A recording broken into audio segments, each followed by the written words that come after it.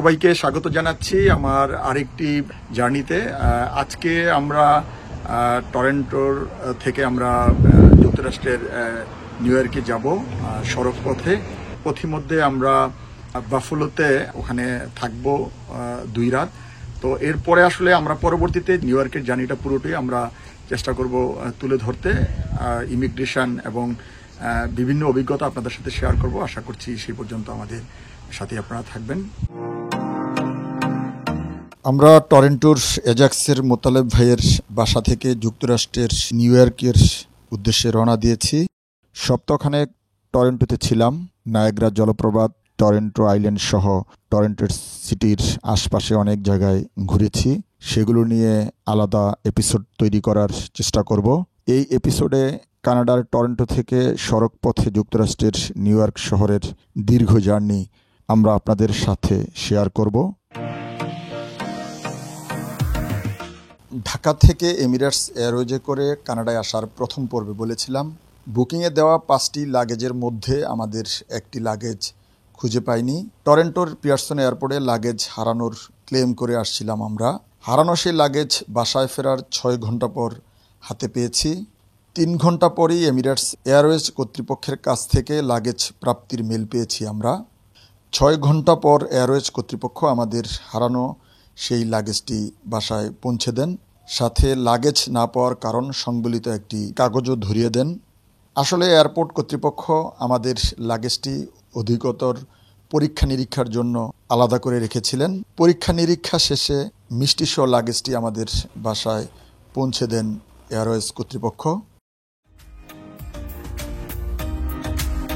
কানাডার টরন্টো থেকে যুক্তরাষ্ট্রের নিউ ইয়র্ক শহরের জার্নি প্রায় 10 থেকে 11 ঘন্টার সড়কপথ। আজকে আমরা নিউ ইয়র্ক রাজ্যের দ্বিতীয় বৃহত্তম সিটি কানাডার সীমান্তবর্তী শহর বাফেলোতে যাত্রাবিরতি করব। আমাদের গাড়ি হাইওয়ে ধরে বাফেলোর উদ্দেশ্যে ছুটে চলছে। ড্রাইভিং সিটে মোতালেব ভাই।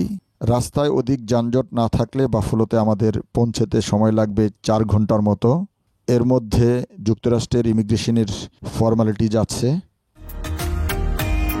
স্কুলের বড় ভাই বাফেলোর স্বনামধন্য রিয়েল এস্টেট ব্যবসায়ী হাবিব ভাই বাফেলোতে আমাদের জন্য অপেক্ষায় আছেন। নায়াগ্রার জলপ্রপাতের রাস্তায় আমাদের গাড়ি। গত কয়েকদিন আগেই এই রাস্তা দিয়ে আমরা বিশ্বের অন্যতম পর্যটন কেন্দ্র নায়াগ্রার জলপ্রপাত দেখতে এসেছিলাম।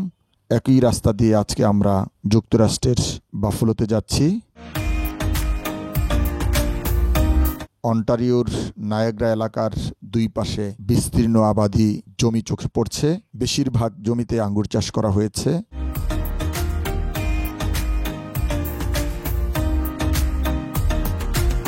আমরা যুক্তরাষ্ট্র ইমিগ্রেশনের খুব কাছাকাছি চলে এসেছি। বাম পাশে কানাডায় প্রবেশ করার ইমিগ্রেশন ফেলে আসলাম। মজার বিষয় হচ্ছে কানাডা থেকে বের হওয়ার সময় কোনো ইমিগ্রেশন করতে হলো না। আগের এপিসোডে বলেছিলাম কানাডায় প্রবেশ করার সময় টরন্টো পিয়ারসন এয়ারপোর্টে আমরা নিজেরাই পাসপোর্ট স্ক্যান ও কিছু প্রয়োজনীয় তথ্য পূরণ করে একজন ইমিগ্রেশন অফিসারের কাছে আমাদের 4 জনের একটা স্লিপ দিয়ে ইমিগ্রেশন অতিক্রম করেছিলাম। ইমিগ্রেশন অফিসার ওয়েলকাম জানিয়ে শুধু জানতে চেয়েছিলেন আমরা কানাডায় কতদিন থাকব এবং আমাদের পরবর্তী গন্তব্য কোথায়। তবে তিনি পাসপোর্ট, ভিসা এসব কিছুই দেখতে চাননি। আর এখন আমরা কানাডা থেকে বের হয়ে গেলাম। এখনও পাসপোর্ট, ভিসা কিছুই লাগেনি। আসলে এই বিষয়টি আমার কাছে নতুন। আমরা সবাই জানি আমরা যখন সিঙ্গাপুর থেকে মালয়েশিয়া অথবা মালয়েশিয়া থেকে সিঙ্গাপুরে যাই তখন কিন্তু 2 দেশেরই ইমিগ্রেশন করতে হয় বের হতে এবং প্রবেশ করতে।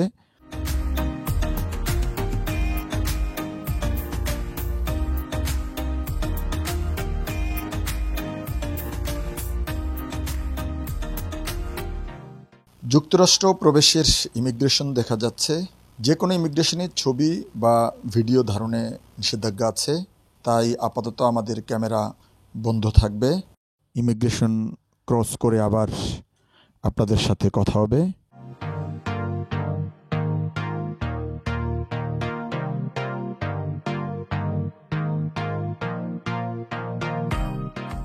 আমাদের ইমিগ্রেশন কমপ্লিট হয়েছে। আমাদের পরিবারের 4 জনকে ব্রিজের টোল বাবদ $24 পে করতে হয়েছে। সেক্ষেত্রে মোতালেব ভাইয়ের কোনো পে করতে হয়নি, তবে মোতালেব ভাইকে কানাডায় ফেরার পথে টোল পরিশোধ করতে হবে। কানাডা থেকে যুক্তরাষ্ট্র প্রবেশের ইমিগ্রেশন থেকে হাবিব ভাইয়ের বাফলোর বাসার দূরত্ব মাত্র 15 থেকে 20 মিনিটের।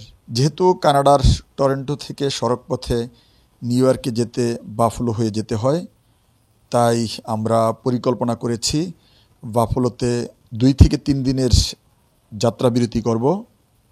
এই 2-3 দিন আমরা হাবিব ভাই ও তার পরিবারের সাথে সময় কাটাবো।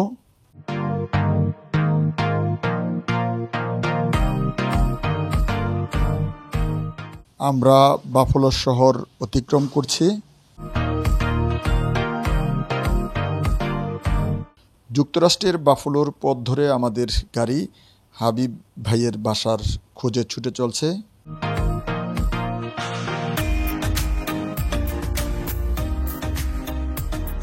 আমরা হাবিব ভাইয়ের বাসায় চলে এসেছি।